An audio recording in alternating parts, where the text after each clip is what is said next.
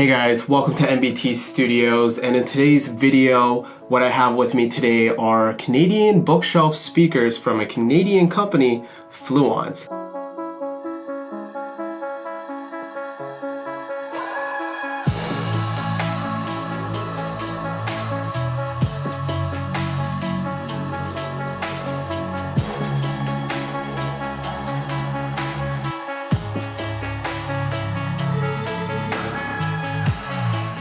Now these are powered bookshelf speakers that feature a 5-inch woofer and a 1-inch silk dome tweeter and a Class D 70-watt amplifier that gives 35 watts per each channel.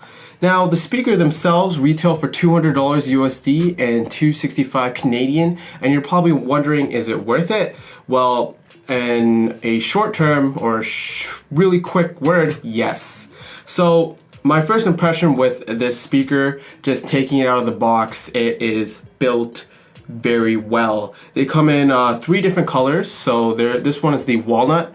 There is a bamboo with a white fascia and a fully blacked out version. Now this is the AI40, so this features the 5-inch woofer. They also have the AI60. And the speaker itself has banana plugs, which basically one speaker is the powered speaker and that connects to the passive left channel, and then using normal speaker cable you can disconnect them to, and they connect via 2 ways. So you can use the included RCA to 3.5 millimeter cable that is honestly very high quality to give it audio, or you can use Bluetooth.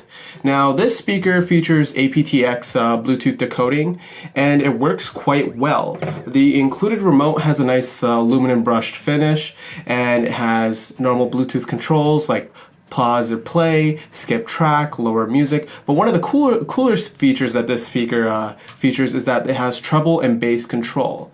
Now, right out of the box with this speaker, I found that it had a nice V-shaped sound. It was a bit too aggressive for me, and I found that the treble and bass was actually maxed out right out of the box. Now, with some slight tuning, turning it down a couple notches, I actually found these speakers to be quite enjoyable. The most prominent thing you'll notice with these speakers is that they're sealed, but they produce a lot of mid-bass. It produces some killer mid-bass just alone with these 5-inch drivers, which is really impressive. Now these are no means studio monitors. These are not reference. It's obviously a colored sound, but it is adjustable to your liking. Now these speakers, I kind of recommend them for people who just want to enjoy music. They get quite loud in this room, the studio where I was listening it at. It's quite roughly about 10 feet by 10 feet by 10 feet, and I had it cranked up about halfway, and that was more than enough to listen at reference levels.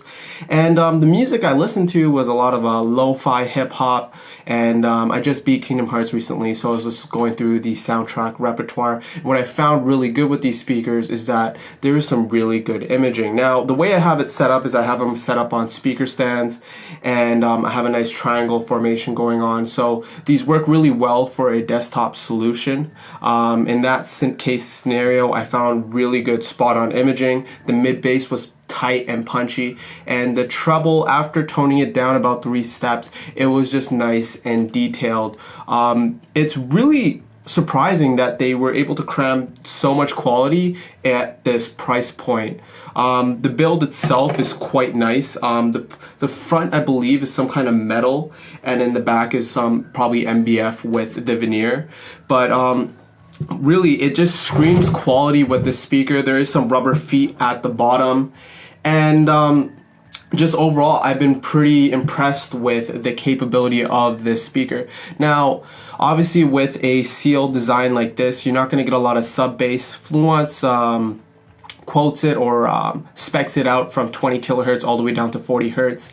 That is not the case with these speakers. They roll off around 60, 70 hertz just off my ear. If you are a sub-bass head and you really do like that lower extension, I would recommend going up to the AI60 or getting a subwoofer, which Fluence does make as well. So if you want to just match the tonality of the speakers and have a nice look. So just overall use case, what I can recommend this for is obviously a desktop situation. These are exciting, nice speakers that get quite loud, especially in a nice small room, but they can definitely be used in a mid-sized room as well. These can definitely destroy soundbars. At the price point, I really don't see why I would go for a soundbar when these exist.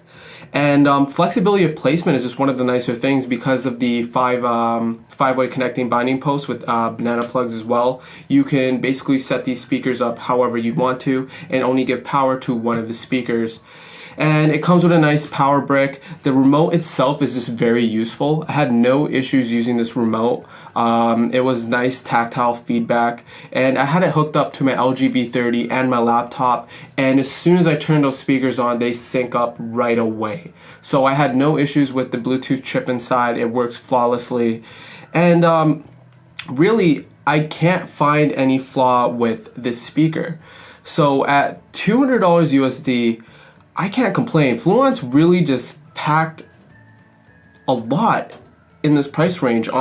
There's so much quality in such a small bookshelf that just performs really well. When I compare it to my KEF Q150s that are obviously at a higher price bracket, it's really hard to tell someone to go to the Q150s when these exist. These are basically an all-in-one package. They perform at the same SPL levels. The Q150s could get to the same SPL levels, but if you want to crank it any higher than this can, you're going to find some distortion in the bass, as seen in my review. With the Q150s, you do get a bit more imaging, and you have a better flexibility on the actual listening position because these are not coaxial and the tweeter and the mid-bass driver is basically separate. There is a sweet spot, so obviously when setting up these speakers you do want to have a nice triangle formation, but when you are in that triangle formation, as I said before, the imaging is pinpoint and the overall music experience is just enjoyable. So if you're someone like me who basically spends a lot of time, studying or just at school, and you have a nice desk setup and you just want music that's enjoyable playing in the background or just for some serious one-to-one listening sessions, these will definitely do the job. Now, they're no means reference, so if you are some DJ or you're doing sound editing, these are not reference monitors. So if you're looking at powered reference monitors, these are not it. But for people who just want enjoyable music, something small and compact that can just deliver, these are definitely it. They can definitely do music for parties, especially in a mid-sized room, no problemo.